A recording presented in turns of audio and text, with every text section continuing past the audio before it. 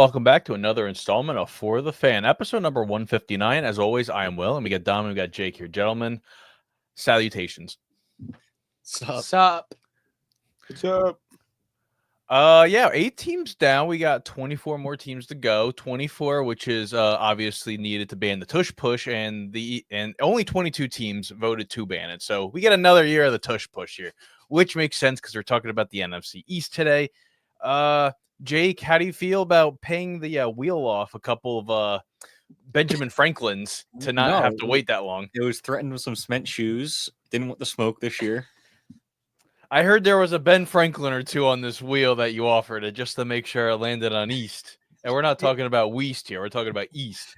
He was actually getting a little jealous because they were only doing the rest of our teams. So the wheel decided to switch it up this year, and we don't even get to August, and we've done all of our teams already. So that's pretty remarkable. That's never happened. Yeah, because I don't have to wait until the season's about to start. Yeah. We should go and get a magic conch and ask it what team we should do next. That would be kind of magic 8-ball every division. Yeah, that would be kind of cool. I could probably make that up, but it's okay. We still have the will. The Easts are gone. No Easts left. No East. Cool. No, East is gone. We can only go from the Midwest and outward. Well, we could go south, but who really wants to go south? But yeah, all the teams have reported the training camp. The final 2 teams today reported, which were the Pittsburgh Steelers and the Atlanta Falcons. So all 32 teams have reported for camp. Very exciting times. Let's get into this. You guys are listening to For the Fan.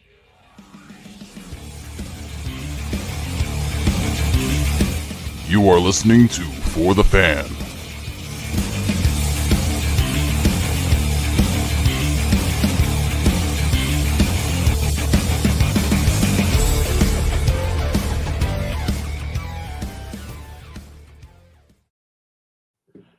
As always, we start with the worst team and we work our way to the division winner. So how else would we start this episode but the armpit of America called MetLife Stadium, the graveyard, whatever you want to name it here, the New York Giants, where a year ago, Daniel Jones coming off an ACL injury. A lot of questions going around the Giants. Didn't keep Saquon Barkley. He made a trip down I-95 to sign with the Eagles, and I guess he had an okay season down there. But Daniel Jones, he didn't really live up to the expectations. They end up releasing him. They go through the quarterback gridlock of Tommy Cutlets, I don't even know. Tim Boyle, I think, was also there for a hot second. Drew Lock, too. A whole lot of ups and downs there for the Giants last season. And maybe they could turn the tides with a new quarterback room that they've acquired and perfected. And I don't know. Maybe no more of this garbage. I'm so tired of this shit. So tired of it. So let's go into the offense. So the offense here, a whole revamped quarterback room. They go from, Daniel Jones, Drew Lock, Tommy Cutlets. I think Tim Boyle was honestly there. I might be dreaming or something, but they go to Russell Wilson, who had success with the Steelers last year. Jameis Winston, who put up a hell of a game Monday night against the Broncos when he was on the Browns. And they draft Jackson Dart, who quarterback of the future. We will figure that out. We are going to see how that goes. But for the offense in general, a whole lot of it's the same. They add Cam Scatterbo at running back. They do draft Marcus Bowes in the 5th round. And they also bring in James Hudson on the offensive front. So a lot is the same here for the Giants, except the quarterback room, where they've already come out and they've already said, Russell Wilson is going to be our week 1 starter. Obviously, it's a quarterback battle, but right now, Russell Wilson's our starter. Gentlemen, how are we feeling about this revamped Giants team that's trying to return to the playoffs for the first time since 2022? Are we considering this revamped? Well, if quarterback room, anything's better than Daniel Jones. So I say yes, it's a revamped offense. All right, listen. Russell anything from a 1 touchdown and 11 interception college quarterback in Tim Boyle is better than anything that they've had. So I consider this really revamped. Russell Wilson played well last year. I don't think we can really discount that. The Russ of old. It looked like the Russ of old in some parts. He put up some pretty good games. And then obviously the 9-win hit for the Steelers, 10-win hit for the Steelers. And, everyone just crashes down to earth. Whatever's going on over there. This is actually very alike a team we talked about last week, which I can't remember. Oh, is it okay? Is it the Jets? Yeah, I think it was the Jets. Where this is, same stadium, same place. What else is new? Same If you're Indian. if you're colorblind, Yeah. I mean they're both gray, so Yeah. it's okay. Where this is like clearly set up as a bridge year thing into a hopefully future thing.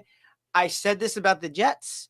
They've had a successful running game set up with the same group. I can say that with the Giants as well. I liked Tyrone Tracy a lot last year. I think if they could, just like I said about the Jets, if they could establish a kind of locked in running game with this group and then figure out what the hell you're going to do at passer and if it will even work for the future, cool, I guess. I mean, it's really essentially the same conversation I think I had about the Jets. We're just talking about some different personnel and Except they signed 2 quarterbacks and then Yes. drafted one. yeah. So, but these are 2 quarterbacks that are a little bit over the hill that are temporary solutions to a permanent problem. And you're hoping the permanent solution is the third guy on this chart to the permanent problem. And I don't know. So why do you We'll bring see. in if you think you're on a drafted quarterback, which I guess they weren't really set because they traded up later to get him. Yeah. But what is the point of Russell Wilson starting games if you have Jackson Dart waiting there? Like it's not not to rush him, I would say. I mean, look at You're some gonna of the do other that. quarterbacks. They kind of throw him out to the wolves, and they kind of just say good luck, little You're gonna do wave. that. Give him a guy that he can actually have a camp battle with, not a guy who has won a Super Bowl, had a decent season last year, that's made a bunch of money. I think it's also too like you have to have your job. You have to protect your job. So having Russell Wilson who can win games, maybe protect you, Schoen and Dable for at least another year, preserve it for another year. Joe Shane bought himself time with Dart, just drafting him. Period. That's the only reason. Well, the Bears buy the Bears. They buy time with drafting quarterbacks, and you get fired not even before the end of their rookie season. Like It's the I mean, Bears. like that's potato here. Like they're going to take a quarterback regardless, so that he can say, "Well, listen, look, we got to give the kid time. You can't fire me yet. Look, got to." How many planes can fly overhead during warmups for you to make it through the season? It's like, Well, how many high knees can you go through with Russell Wilson and talking about his spicy sandwich? It's spicy. There's not going to be many plane rides. You got a couple bus trips in there. Might not be able to do the same. Would they take a train or a bus down to DC, or would they fly just so it's bus. That would be a bus. That's definitely a bus. Definitely a bus. Eagles definitely bus. I mean, Multiple they buses. probably take a train to Dallas. Who knows? But also one thing to point out too, Evan Neal listed as guard, so that's also one other thing we got to look out for here. Okay. So I'm just saying he's not obviously the starter. Greg Van Rotten, who came in last year from the Raiders, so yeah, a big puzzle piece there for the former 5th overall pick or 7th overall pick, 5th, 7th, something like that in the 22 draft.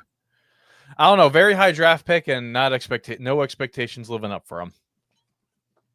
Yeah, I don't know. There's a factor of bridge year setting up for a future thing, and it looks possible maybe, but there is the factor of these dudes had this offseason to save their job for at least just another year. So there's definitely some overlapping of the two things, for sure.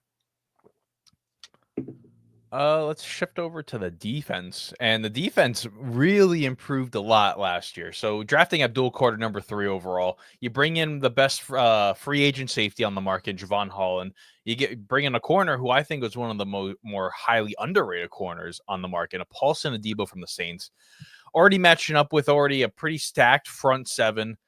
Now the secondary has a little more consistency going on with at least someone to be on the complimentary side of Dante Banks, where Adoree Jackson, he left. He went down to the Eagles.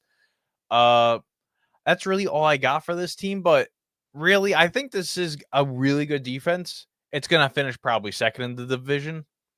It's not going to finish first. Obviously, that's going to be a team we're going to talk about in a little bit.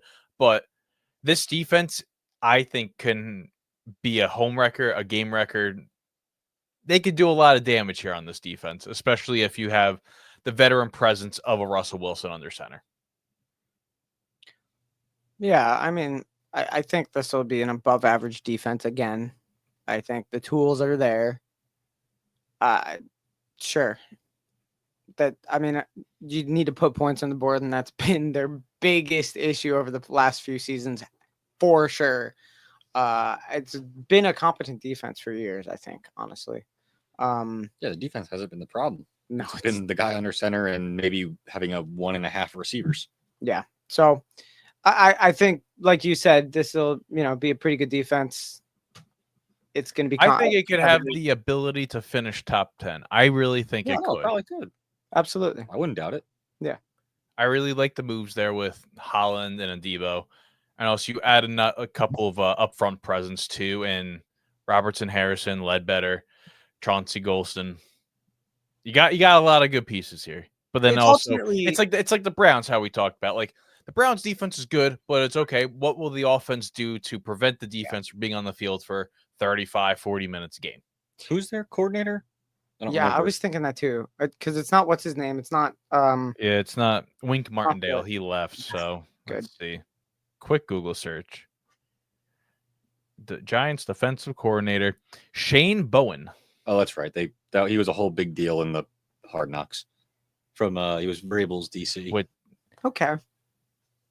That's not terrible. He was DC of the Titans from 21 to 23. So yeah, I mean, you know what? I actually really don't mind that, because the Titans, this is a more talented, better fit roster than what the Titans had, and the Titans weren't terrible as far as that's concerned. So yeah, cool. I like you said, this will be competitive. I don't Steve think with the 100 coins. He gave us a heart. Steve returns. Steve Merp. Oh man, he's a very good guy in the fantasy shows. He really is. So Yeah. Steve, I appreciate you tenfold. Thank you for the hand heart.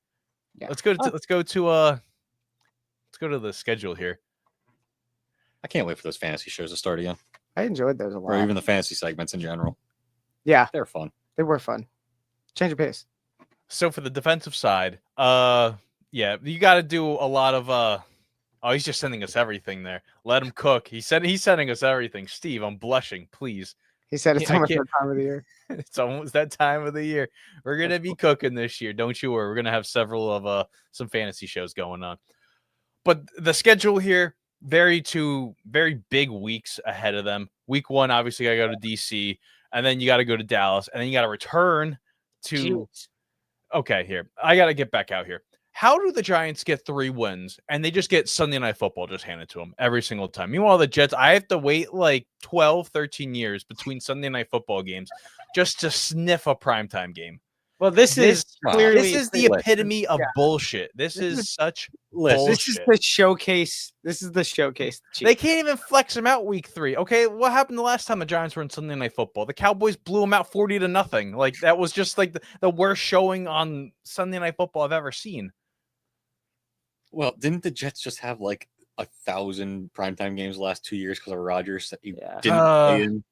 Yeah, they got flexed out of like the last one though last year, so they got flexed out of 1. It's all right. The Eagles got flexed out of at least 2 games last year, and they won the Super Bowl.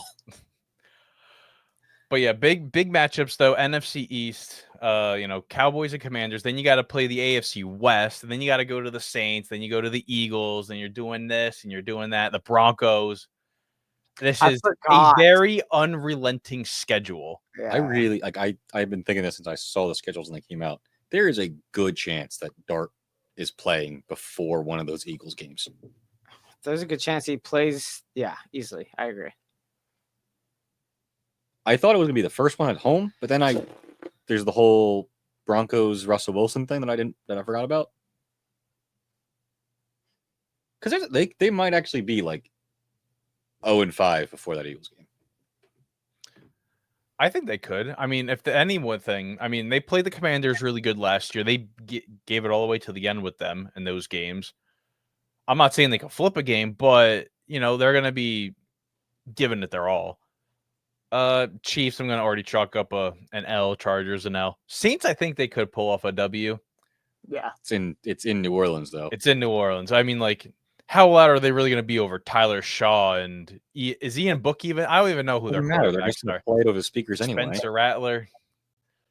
I I find it really hard to see them improve from 3-14. Maybe they could get 4 or 5 wins, but I think it all depends on what's going to go on under center. Who's going to keep you in games? Is it going to be the offense or is it going to be the defense? And then which side's going to, I seriously counteract that other part? Unless they win the Saints game, it's probably going to be less. I see like 5 wins as a hopeful season.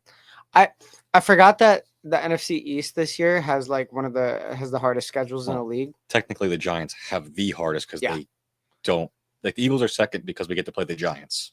Yeah, I really think it shows. It shows. This is going to be a grueling. This is not a good schedule. No, this is a grueling season for the Giants. To be fair, the NFC East usually has the hardest schedule just because of how the winning percentages between the teams usually are. Yeah, this is rough. Let's move on. I'm kind of over the Giants. Do we want to say what? Oh yeah, the season's successful for the New York Giants. Honestly, it's a failure if Dart doesn't play games. If Dart can win 3 games, I'd be pretty psyched. Out of the 5, Like what's the point of the year if the guy you drafted to be the future quarterback doesn't play games? It's just a wasted year. Then you're just wasting time. Yeah, I kind of got nothing. I mean, it's just like this is rough. That is true. It's hard to hope when you look at the schedule. Yeah, I'm done with this. Shall we move on? Let's go to America's team, the Dallas Cowboys, where 2023 they come off an NFC East Division championship, and they kind of crumble in the playoffs. Last year, they're looking to be that first team to repeat as champions in the past 20 years. They obviously didn't get there. Cowboys really looked abysmal. Dan Quinn leaves. He goes to Washington. He's a head coach. I think he has a little bit of success there. I don't know. But Dak gets hurt against the Falcons. He has a hamstring injury, knocks him out the rest of the year.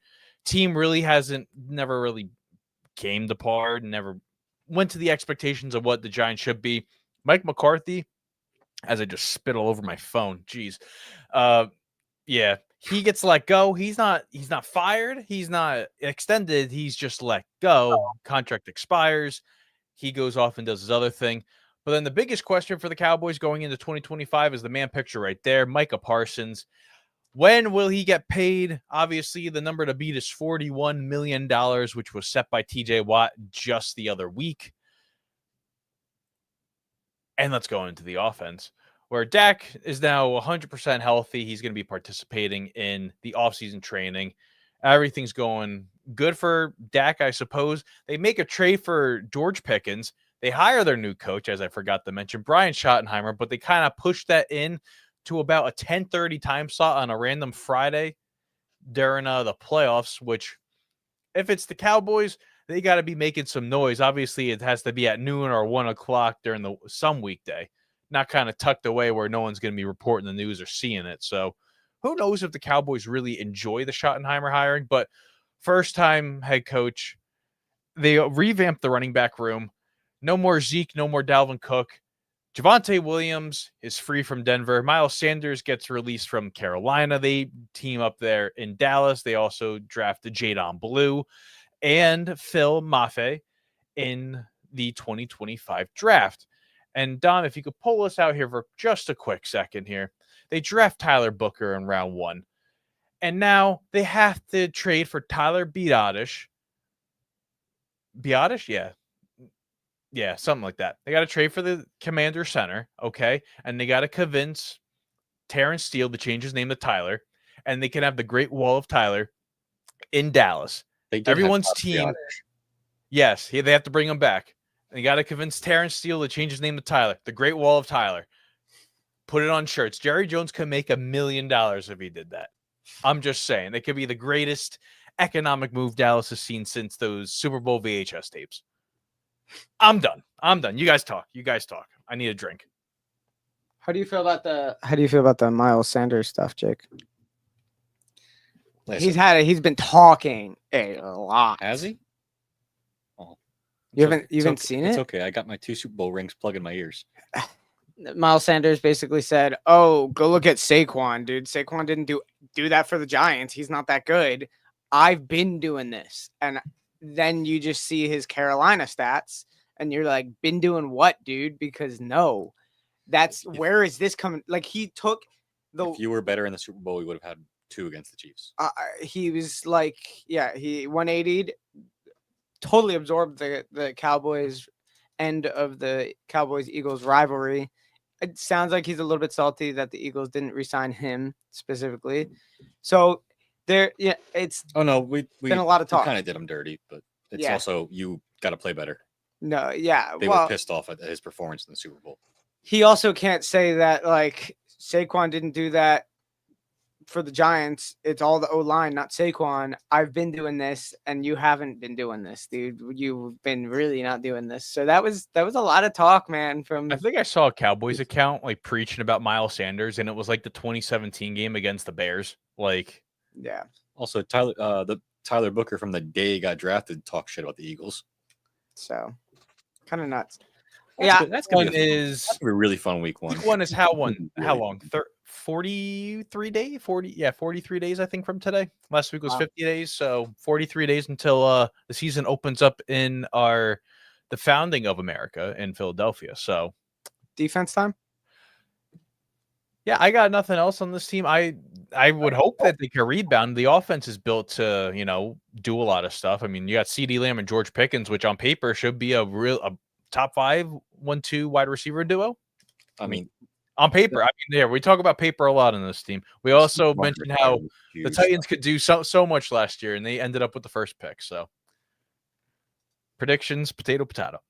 On the defense here, Trayvon Diggs looking for a new contract, apparently. Michael Parsons also looking for a new contract, but Diggs is on the PUP list. So is DeMarvion Overshown, who had a very bad injury, I think, at the end of last season against the Bengals. So they bring in Dante Fowler from Washington, Kenneth Murray they trade for from the Titans, Keir Elam, who really wasn't living up to expectations for the Buffalo Bills. He gets traded down to the Lone Star State. They also bring in Solomon Thomas and Jack Sanborn from Chicago. They also draft Siobhan Revel Jr. Yeah. For a team that's really been imploding, they kind of look like they look a little bit better than what they were putting up on paper last year. But yeah, let's kind of see what Schottenheimer can do as a first-time head coach. No Mike McCarthy. Just see what he's able to execute there for the Dallas Cowboys. I really like their draft, to be honest. Like the Giants too. The Giants had a good one, but between Revel and where is he on here? Is it Raku? Yeah, he's a third DE. Yeah, so they went back to their old what made them good is building up front. And the only difference between then and now is I doubt that half these guys get suspended in the middle of the season. But it's the Cowboys, you never know. You never know in the world of Jerry. Jera world. Sorry. My B. But yeah, there's how long until Micah Parsons gets paid by the Eagles? Just a collect infinity gauntlet from the rest of the division. He gets paid $24 million this season, fully guaranteed 5th-year rookie contract. So the number to beat is 42, but I'm pretty sure Diggs got paid just 2 years ago before he blew out his knee. So I'm pretty surprised he's asking for a new contract already. Well, do you see his last name? Yeah. Cardi B. Cardigan backyardigan. That's what I see when I see Trayvon Diggs. Yeah, I just need to see improvement from the defense. Obviously, the defense was known in Dallas with Dan Quinn. He leaves, and it's just been imploding. So maybe they could get Elam back on track, Kenneth Murray, who obviously hasn't been living up to expectations, and then Dante Fowler, who's been bouncing around from team to team since he's been drafted by the Jaguars way back in the day. maybe continuity could be a perfect thing for the Cowboys. I honestly don't think that they can even sign Parsons. They have supposedly, as of right now, $18 million cap space for next season. And I don't know. I don't know how you. I mean, cap gymnastics is a real thing, but Figuring out the entire cap situation. Olympic. Olympic sport. Yeah. Especially Who could get the gold medal first? That's what you're looking at here for the Cowboys. I could shift over here to the schedule. Let's bring this full screen wherever this. I don't even know where the full screen is. No, it's full screen for me. We got to keep it like this. But yeah, week 1, most important matchup there. They go into Philly. They got to back up the talk and they got to walk the talk. And then they go back through. They're playing the Giants at home, and then they're on the road for Chicago. A lot of back and forth here. Not a whole lot of continuity, especially. Got to go to the Jets. I don't know why this Cowboys Nation decided to use the old Jets logo. What the hell? It's a lot of that's a lot of cross-country travel. You're going from Green Bay, then you got to go to the Jets. You're staying on the East Coast with the Panthers. Then you're home for the Commanders. Then you got to go to Denver. And then you're home for the Cardinals, which I'm already going to chalk up a loss because Kyler Murray's never lost at home. I'm going to say that's worse than our schedule. Like, I don't remember what the travel looks like on ours. Yeah. But our technically on paper by win percentage, like ours is the hardest. Mm-hmm. But then you're East Coast, then home. You're staying in the same time zone, going north, and then you're back home. Then it's East Coast, home. Then you're crossing back the other way. It's just a lot of you're never in the same time zone twice. I'm thinking they could get 8 wins. Well, I think 8 or 9 wins. I think they're gonna sweep the Giants. I think they could take a game against the Commanders. Bears, I think they should absolutely throttle. Panthers, I'm not really too worried about. I don't know. Cowboys have not beaten the Jets in MetLife, so that's also another big if question. I don't even know the last time they beat the Jets. So Raiders, Dom returns. Yeah.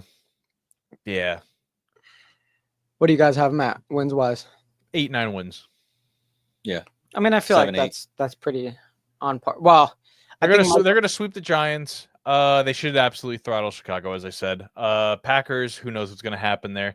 It's still gonna be warm. You're not gonna have to play cold in Lambeau Field, so that's also a big oh no, they're at home, so that's even worse. Okay, so Jordan Love's absolutely gonna throttle them then week 4. But yeah. I don't know. That's a night game. They win night games to tell. Oh my God! Wait. Yeah, they're back and forth. They go one at home, one on the road. There's no continuity on the schedule whatsoever until the end of the season. Yeah, it is. Yeah, I don't know. I think Micah Parsons being in versus not makes a big difference. That's like give or take 2 wins. He's practicing though, so that's also a big bonus there for I have the Cowboys. A conspiracy theory, but that's just me. That Jerry's gonna have him sit out that first game, so that talk is about the Cowboys and less about the Eagles Super Bowl. They're gonna put him up in the box suite next to Jeffrey Lurie. Yeah, so they show him all the time.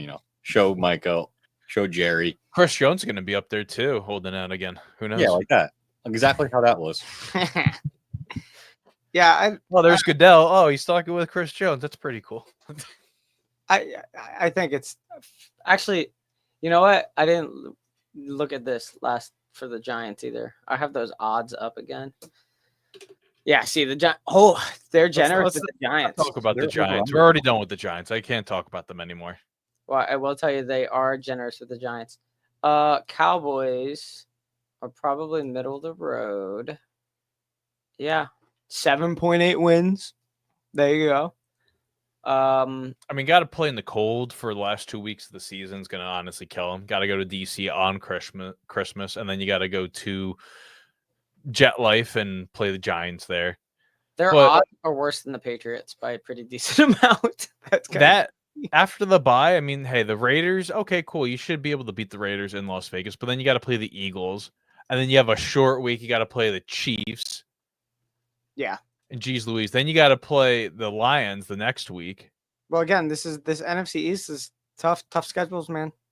Tough year. They're all going to be hard. Yeah. As Robotnik says in the chat, going 0-17. You know, we're going to agree with this one here. Damn. That's what we're going to do. He's cooked them. So what's going to make this season successful for the Dallas Cowboys? If you could make playoffs, that'd be pretty great for you. I don't know. They usually bounce back after the Dak's injury that he has. I mean, 4 years ago when he has that freak leg injury, they bounced back the year after. They should be able to bounce back. I think they should bounce back this year. But yeah, as you said, playoffs, I think you got to make the playoffs. Yeah. Yeah. I mean, you just need to have a pretty good, decent season. Compete. Dak play good again. Things come together. It'd be nice to establish the run game again because the last 2 seasons have been pretty brutal. Last season was just ugly, dude. And then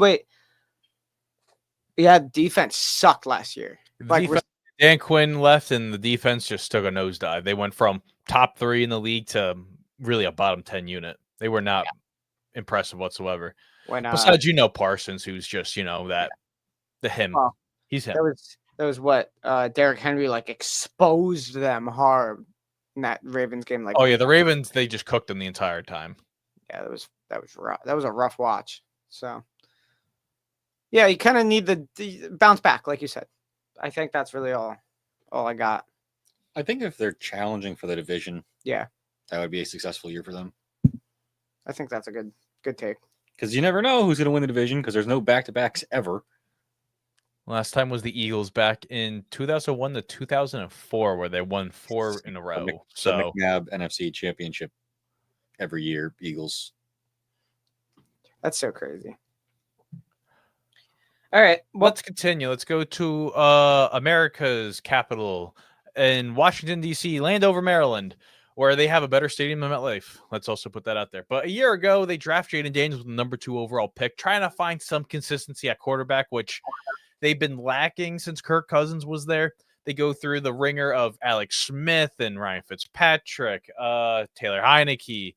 The names go on and on. Sam Howell was also there. And they find their man in Jayden Daniels, the rookie of the year. They have one of the most Cinderella seasons ever. They go through. They make the playoffs as the 6th seed. They go into Tampa Bay. They upset Baker Mayfield's Buccaneers. Then they go into Detroit, upset the number 1 seeded Detroit Lions. Although falling short in the NFC Championship game against the Eagles, it might be on the rise here for your Washington Commanders entering year number 2 of the Jayden Daniels experience.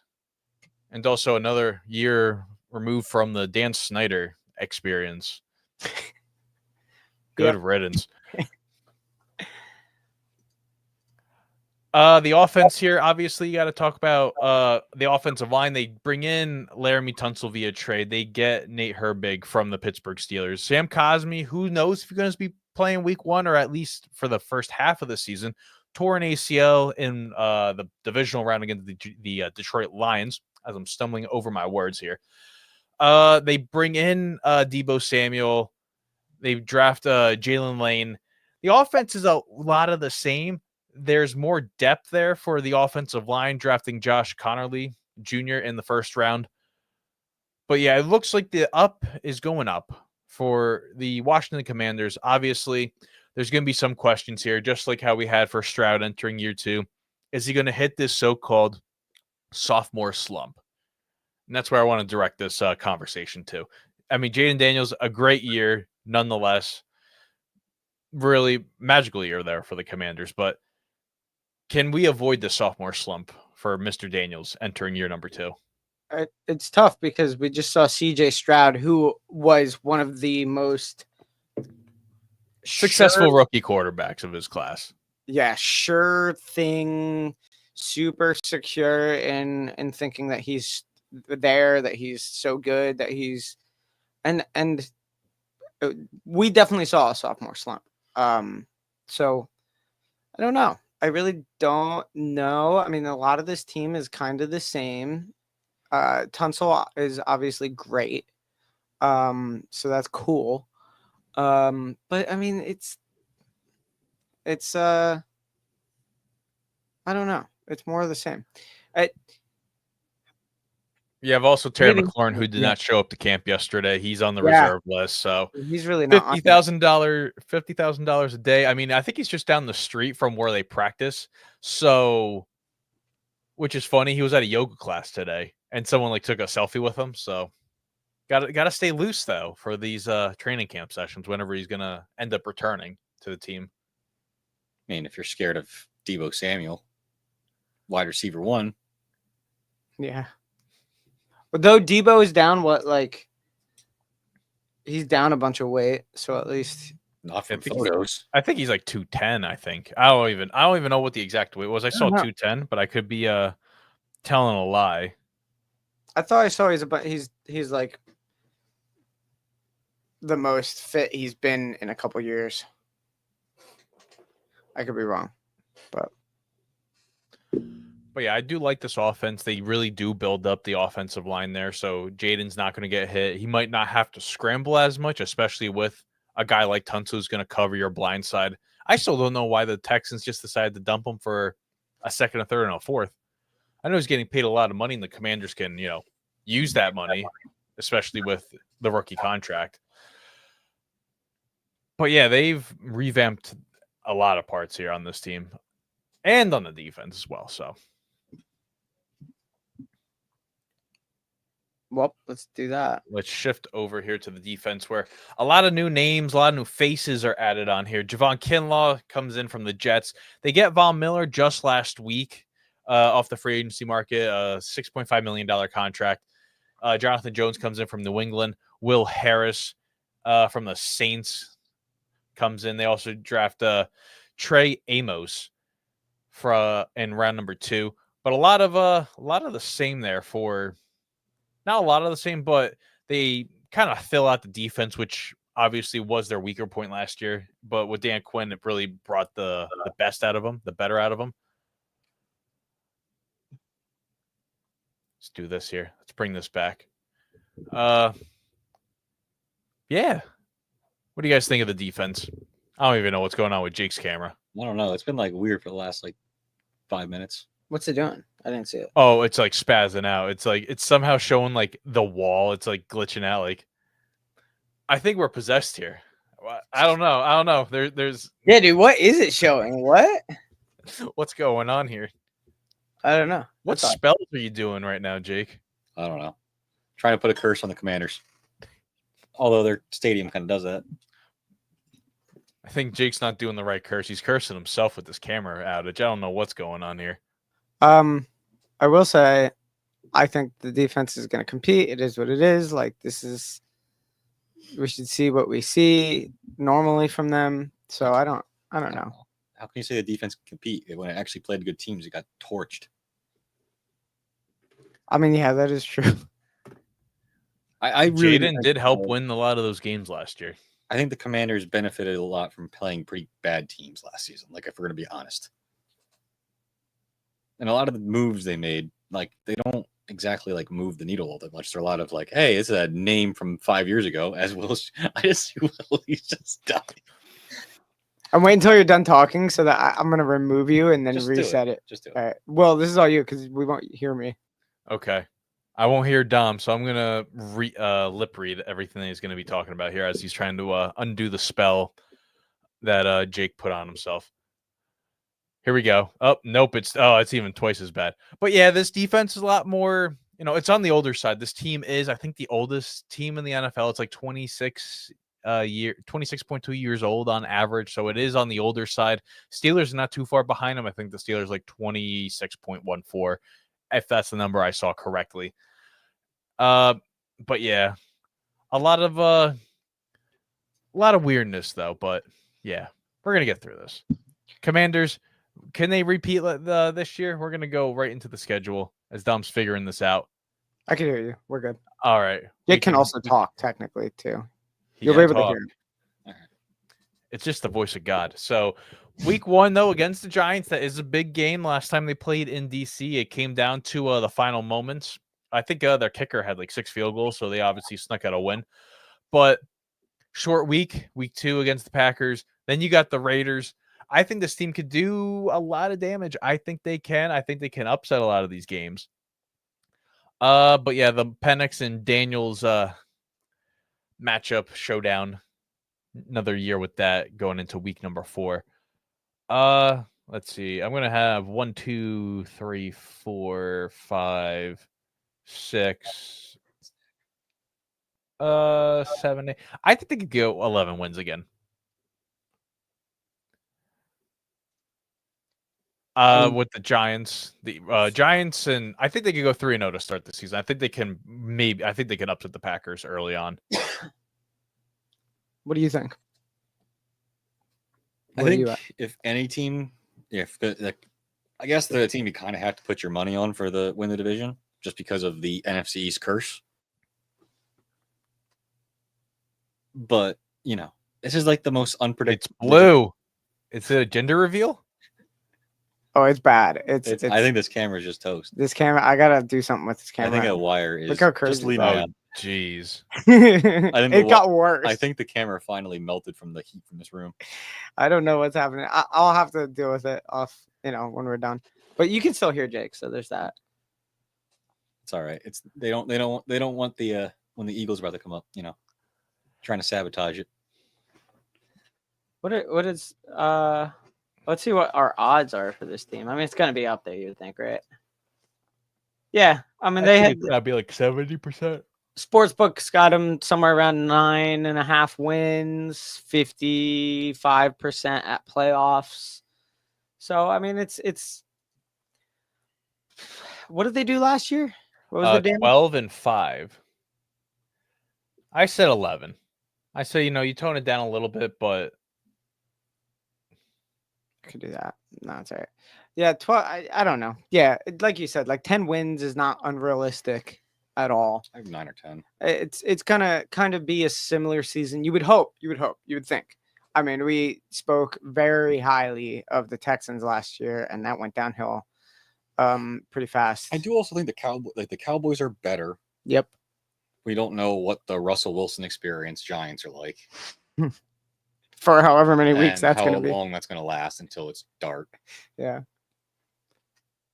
And I don't as much as they look like they're an up-and-coming team from last season. They were very impressive. It was a lot of fugazi wins. Yeah. You're going to lose the Bears unless the guy decides he doesn't want to play, and is just showboating with the crowd. And the fact that the Bengals can't stop a nosebleed. Yeah. So I if their defense can actually make stops this season, they'll be formidable. If not, they might even be worse. I'd still say, yeah. I mean, the right thing to say, I think, is just hover around that 10-win, 9-win mark. Yeah. When a team runs 7 rushing touchdowns on you, that's a bad sign for your defense. Yeah, that's also true. what's going to make the season successful for the Washington Commanders? Easy, avoiding a sophomore slump. Yeah. Show us, prove it all over again. Show us it all again one more time this season, and then I'll put you in all those lists that everyone already is if you do it again. Yeah, cement yourself in that spot, second in the division, competitive year in, year out, a playoff team in the NFC every year, and then here we are. This is now what this team is. This is who Daniels is. That's the Commanders all talk just annoys me because they just and how great everyone already says they are because of the 1 year with Jayden Daniels is already the best quarterback in the NFL apparently. You got to do it more. Look at Stroud. This has happened so many times. Yeah, where a guy has a good 1 year and then what does he do? If he does it again, then you're cooking with some gas. But got to do it again. Yeah, that's what I think really ultimately makes it. Just do it over. Let's head to the champions, aka our Super Bowl champions, where a year ago the head of Sirianni was being called, especially after the disastrous end of the 2023 season. Eagles started out 2-2 to start the season. Sirianni's head was still being called for. Then they go on this run. They only lose 1 game throughout the rest of the season. They're 14-3, number 1 seed, NFC East champions. They run through the Packers. Oh, no, number 2 seed. I'm sorry. They run through the Packers. Then they run through the Rams, which probably one of my favorite playoff games in recent memory. Then they go through the Commanders, and then they put up the most thumping Super Bowl since the Seahawks and the Broncos played in MetLife Stadium, where, again, Russell Wilson somehow gets mentioned in this. But Super Bowl champion Jayden Daniels hoists the Lombardi and hopefully silences the haters as he heads into a Super Bowl defense for his defensive year. I don't even know what words I was trying to go out there. I hope you noticed you said Super Bowl champion Jayden Daniels. Oh, whoops. Jalen Hurts. I am so bad. Oh, jeez, Louise. The disrespect continues even to here. Damn it. Jayden Daniels gets hurt. I blame talking about I blame the Commanders being successful last year, and I had to talk about them just before. So, yeah, it's just the Jays. It's always the Jays. It's close. It's close. Like it's Close. Jalen Hurts, Super Bowl champion. Let's also put that there. Jalen Hurts, Super Bowl champion. My fantasy quarterback last year. Super Bowl MVP to you. Super Bowl MVP. Kenny Pickett, also Super Bowl MVP quarterback. very- If you get a snap, you're a Super Bowl champion in my heart. Let's go into the offense here, where the offense, a lot of it's the same. Mekhi Becton, he goes to the Chargers, so they slide in Tyler Steen there at right guard. They get a lot of the backups here. Oh no, we got to pause here. We got to pause. The man of the hour is here. The Mr. Sea Wagon, Mr. Married Man. He is here. He is in tune here. He's 2 months in to forever to go about marriage and all that stuff. Colton, how are we doing here? Oh, you didn't need to stop the show for me to slide right in here. I was just hoping to sneakily join in the show. But well, what's up, fellas? How are you? Besides Jake's camera going haywire. Oh, it's yeah, going the camera good. went ballistic. Oh no, New Year's, same Wi-Fi issues.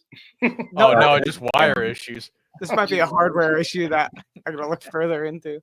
Oh no. Everything's good though, fellas. Can't complain. Nice, very busy at the moment, but hey, that's how these things work, isn't it? It is. Life's a crazy thing.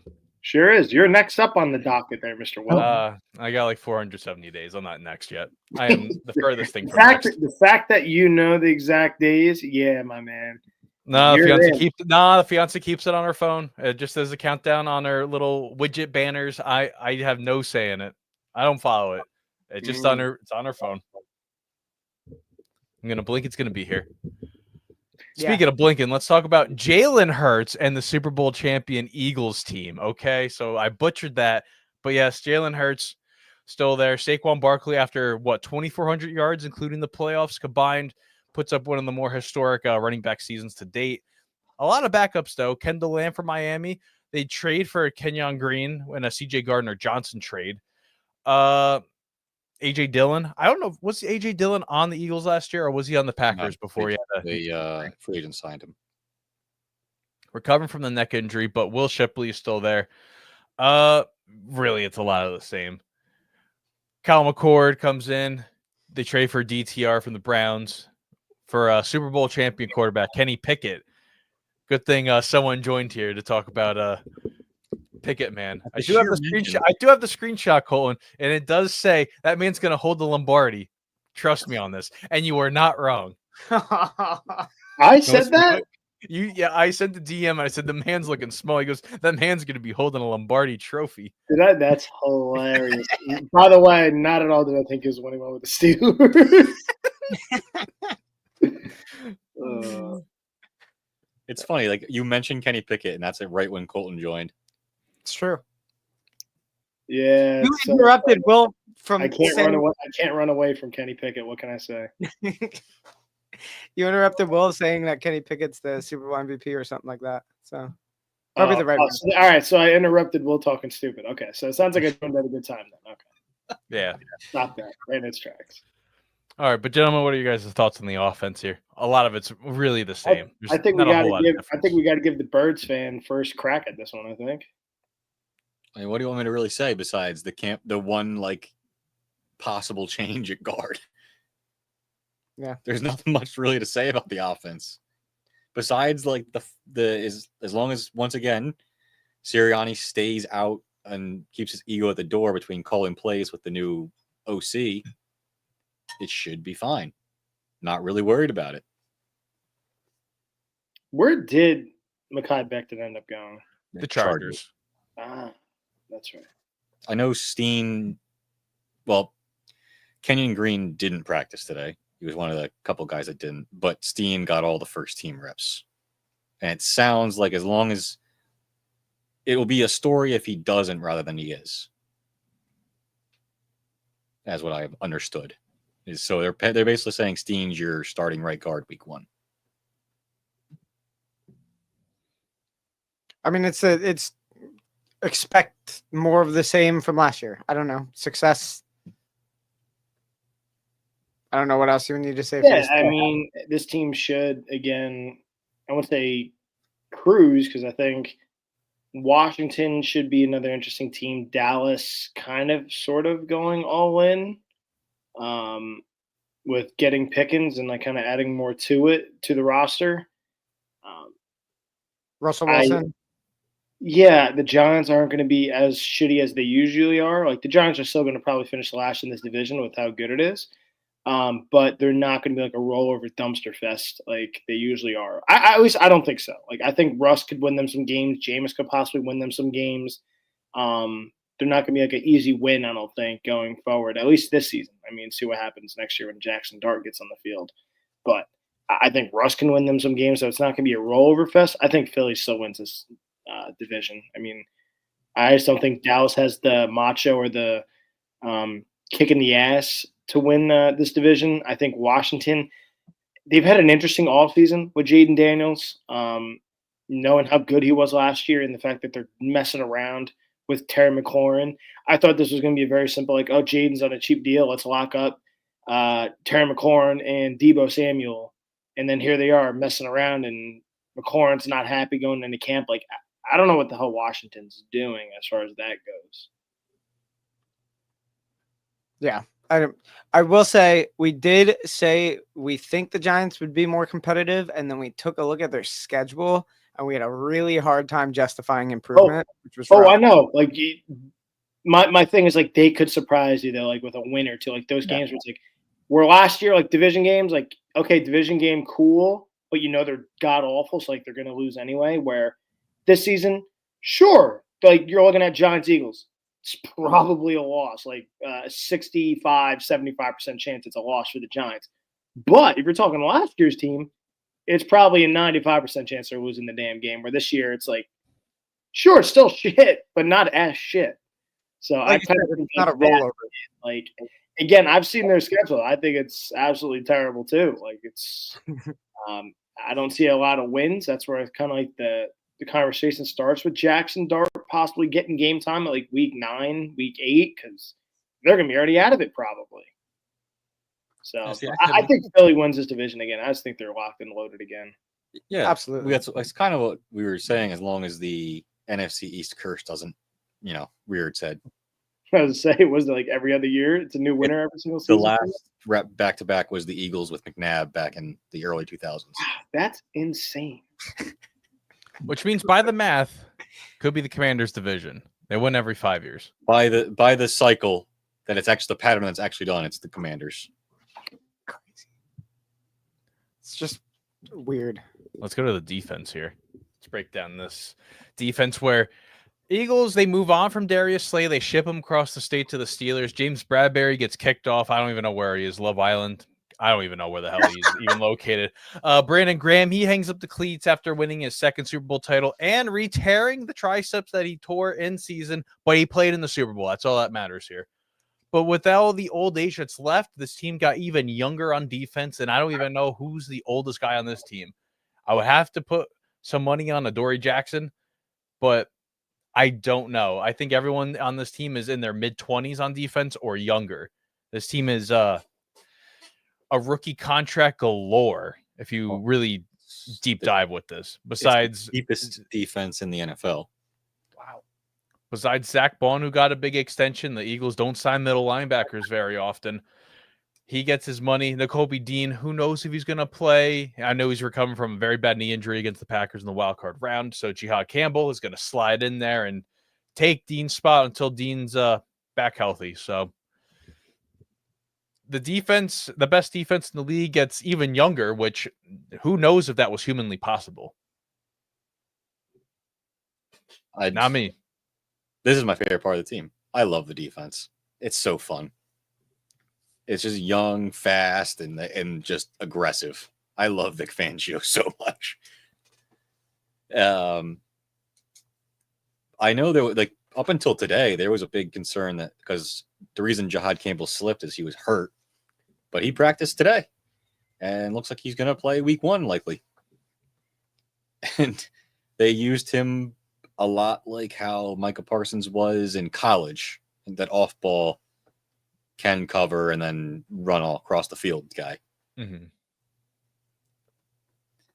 If I'm going to say, if anything actually concerns me about this defense, it's the opposite corner of Quinyon Mitchell. Because with Slay there, they weren't picking on Quinyon. He was doing really well. So they decided that they had to pick on the Pro Bowl. Was he ever an All-Pro? Slay? Oh, definitely. Yeah, he definitely, at least maybe for Detroit, he might have been. They decided that their best option was to pick on the older All-Pro corner and not throw at the rookie. But now it's Keely Ringo or Dory Jackson, and that's a big concern for me, considering that Keely Ringo had got torched today in practice. So I smell one of the Howie late training camp moves where he brings somebody in, a possible Asante Samuel Jr.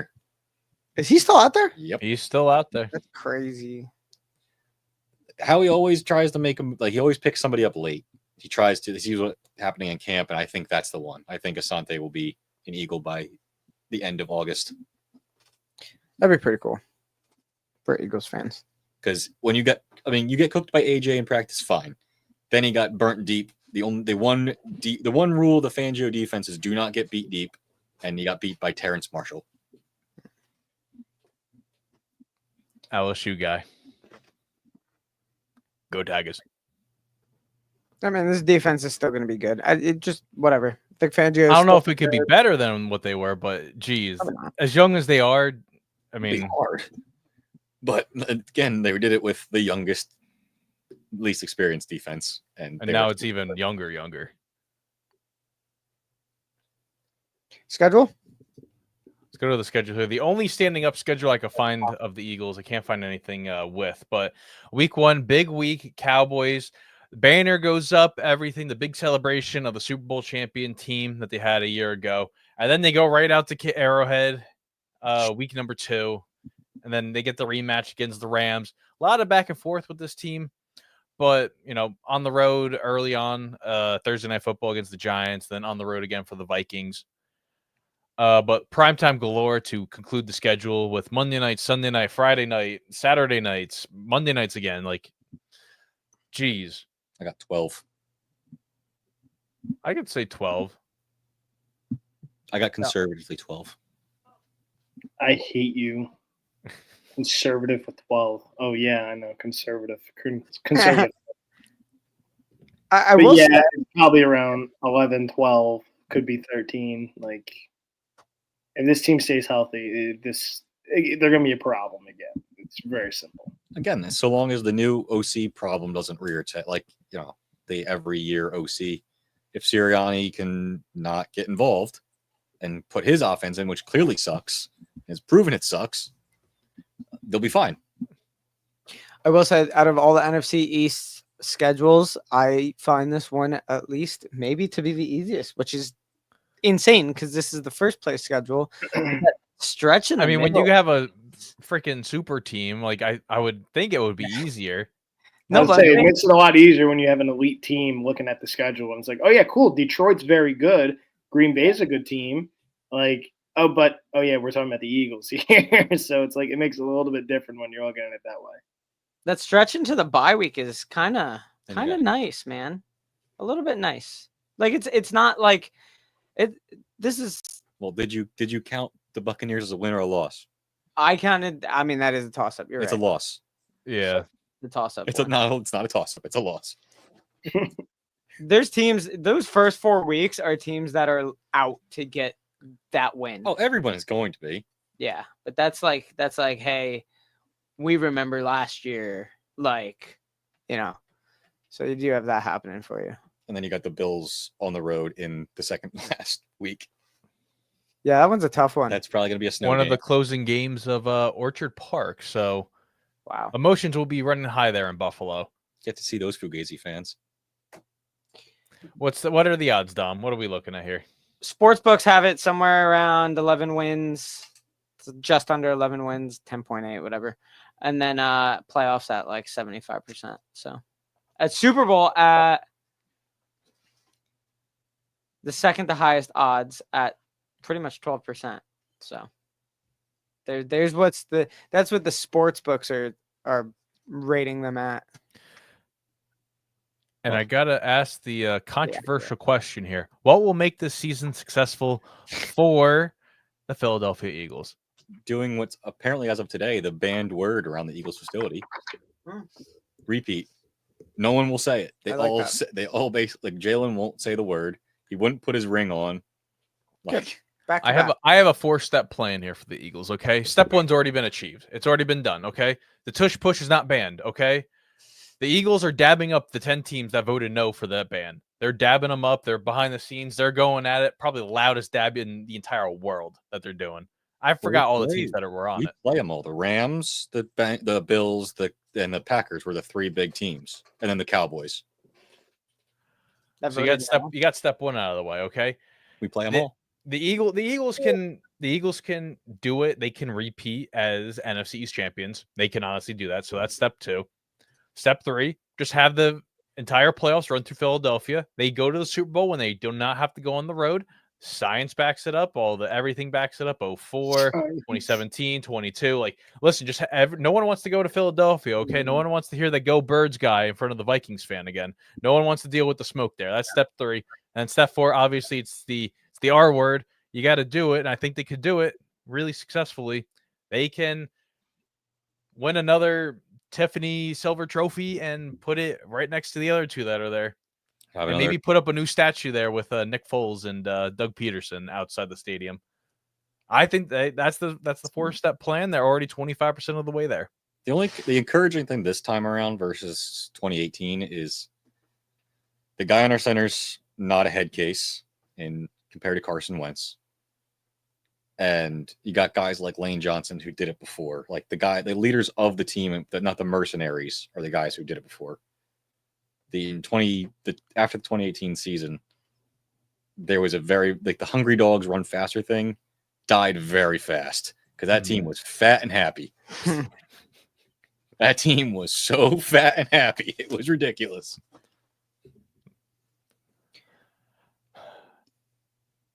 That's all I got. Yeah. I would love to see another, banner go up aside from the one that's going to go up in a month or so.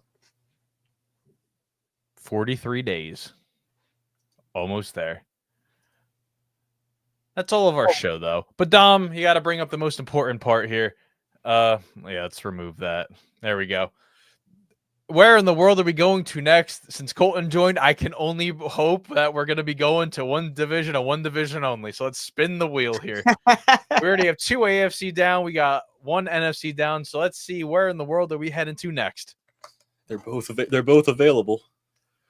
One's better than the other. Oh, God. Please, no. All righty. Here we Step go. 1. It's slowing down. No. We got to put the rig in here. Okay. We're going to the AFC, and it's whether we're going to talk about the AFC South or the AFC West. Here we go. Easy. It's 50-50. It's 50-50. Where in the world are we going to be going to? Here it goes. Where are we stopping? Nobody knows. All right, we're heading out west. We're going to talk about a really fun division. All 4 coaches, champions in their own respective thing, either college national champion or Super Bowl champion. So, yeah, pretty big. Old coaches This is the oldest division coaching wise, not team wise, coaching wise. Average age is like over 60. Easily. They got AARP. They're good. They're solid. This is the retirement home division. I mean, should be good. Should be good. It will be good. I'm excited for this week. I've been looking forward to the AFC West. This is going to be a really interesting one. We have some big changes. Some Quarterback changes. Everything's going. I heard Pete Carroll yesterday talking, and dude seems psyched. He seems with it, man. He does not seem as old as he is. He always brings energy. Though. 74 years young. Teaching a class. He just finished teaching a class at USC in the spring semester. So, dude, I don't even know. He's doing everything. He's doing everything. I hate Pete Carroll. He is. He does. I mean, he spoke with he just doesn't feel like he's even above 60 the way he speaks, dude. It's crazy. So that's cool. And he's still out there throwing dimes or whatever in training camp and whatnot for fun. So. He's showing 35-year-old Geno Smith how to throw the football, and I appreciate that. Well, he needs it. Yeah. How do you think they made the playoffs the one time with Geno? He taught him how to throw the football, and they're gonna maybe they'll do it again. Who knows? But that concludes our show. You can follow us on all those social media platforms down below: YouTube for the Fan Network, TikTok for the Fan Network, X for the Fan _, and Instagram for the Fan Football. Every Wednesday we are going to be live touring and talking football, foosball, the whole 10 yards. We had our old friends in the TikTok chat coming back, talk about fantasy sports. That will be starting up come September. But yes, gentlemen, any final thoughts? Go Birds. Thank you, Shane Gillis.